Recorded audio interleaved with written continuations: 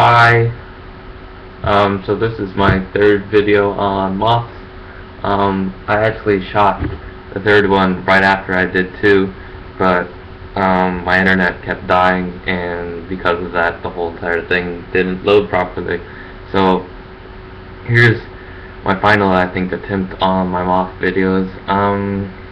So I left off, and I was talking about the three death's head moths. Acherontia atropos, Acherontia styx, and Acherontia lachecis.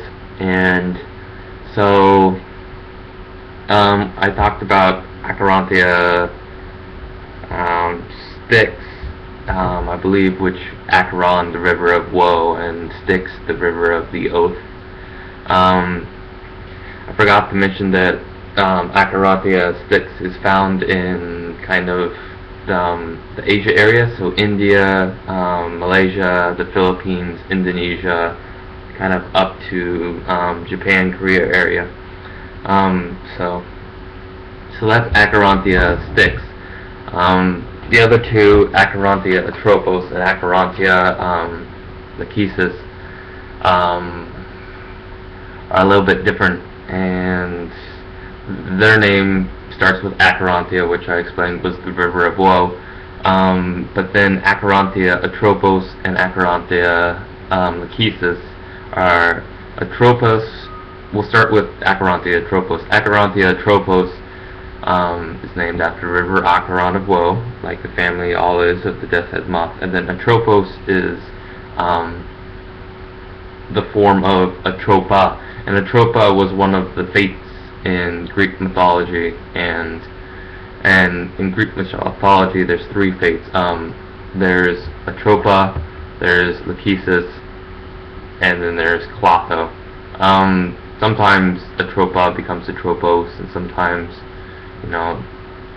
so back and forth. So really, Acherontia atropos is named after Atropos, and we'll just say Atropos because sometimes it's Atropa, but that's just a little bit of confusion in between how people said. So the three fates, they lived in the underworld, and they were called the spinners. The spinners, basically, their entire job was every single mortal life, man, woman, child, and everything, had a string which tied them to the earth that was uniquely theirs. And so Acherontia atropos the fate, her job was to, at the end, when the person's time comes, she would snip the thread and basically kill them. So she was kind of the decider of when people died. When it was their time, she would snip the thing. So there's a lot of, I guess, kind of hate and fear surrounding her in Greek mythology. Basically, she's the murderer who kills everyone because she's the one who cuts the cord which ties you to the earth. And so there's a lot of kind of fear surrounding her character.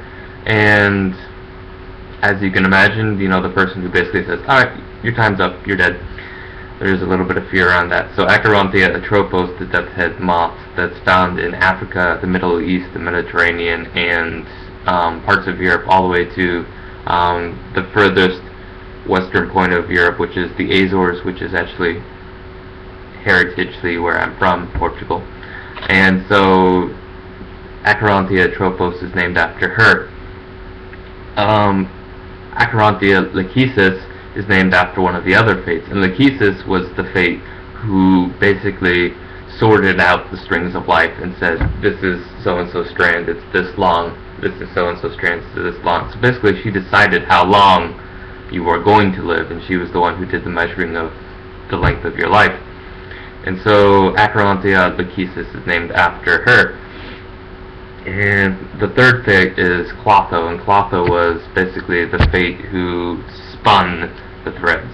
And so she basically was the one who was producing the threads, which then later kind of became your life. And Lachecis would then measure it and say, alright, this is so-and-so's thread, they lived this long. And then at the end of the life, Atropos would basically cut it and say, boom, you're dead. So that's the Greek mythology behind the death's head moths, and because of that, the whole entire naming system is basically surrounded by, deciding when people are going to die. The death's head moths, has this characteristic camouflage on the back of its thorax, on its hump, on its prominent kind of cleft hood, and it basically, a lot of people see it and they see a skull. And although the skull's there, basically the way that it's evolved and supposed to look like is actually to help it camouflage in with lichen on trees. But every single moth's patterns are slightly different, and because of that, the lichen camouflage actually does look eerily like a skull. And so the mythology around death's head moths is basically fear and all sorts of myths and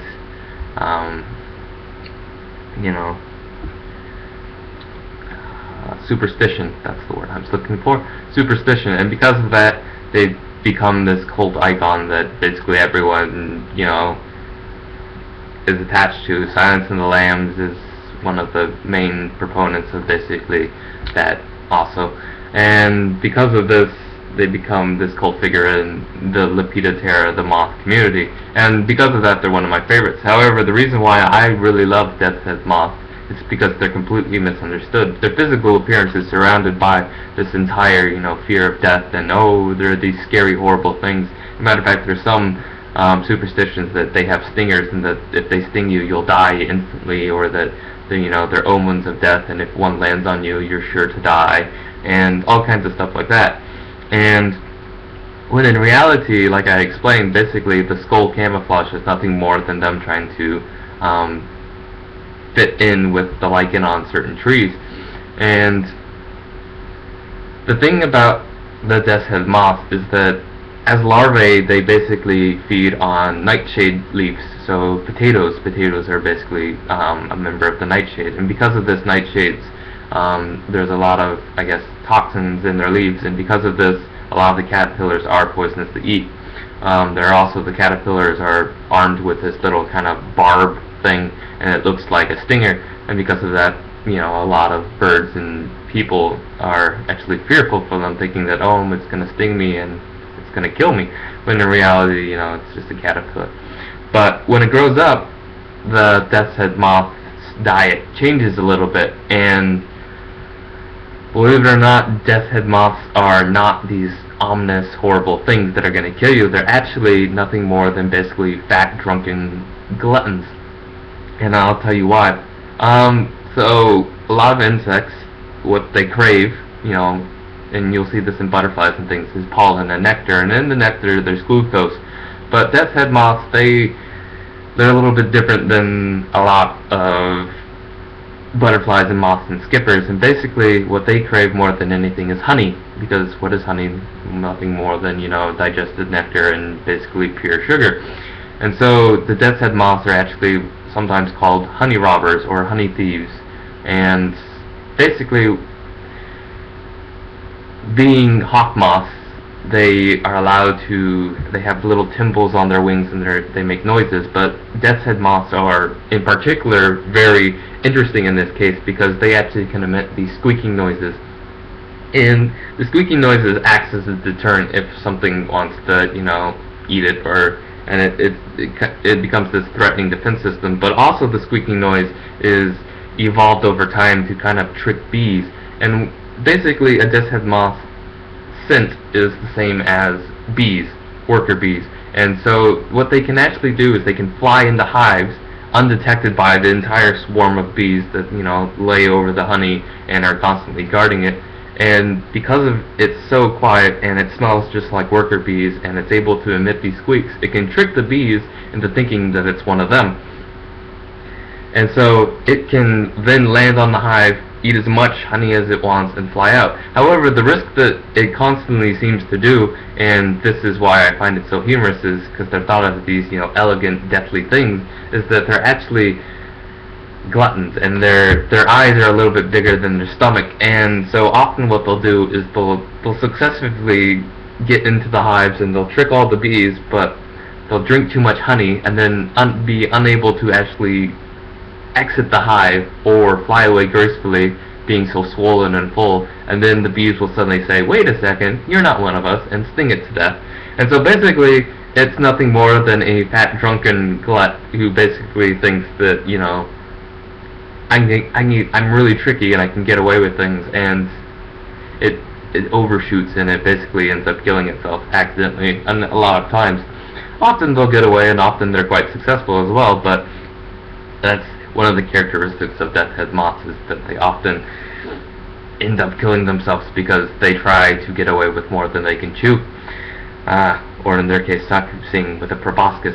And so I find that really interesting, is that, you know, they're thought to be these death omens, but at the end of the day, you know, they're just like any other moth, except for they try a little bit too hard, and often it can be their downfall. And because of this, you know, they have a special place in my heart, and I really love hawk moths for that reason. You know, they're extremely fast, and they're extremely pretty and big, and I really like kind of the mythology around everything, and it ties back into the Greek mythology about psyche and souls, and because of that,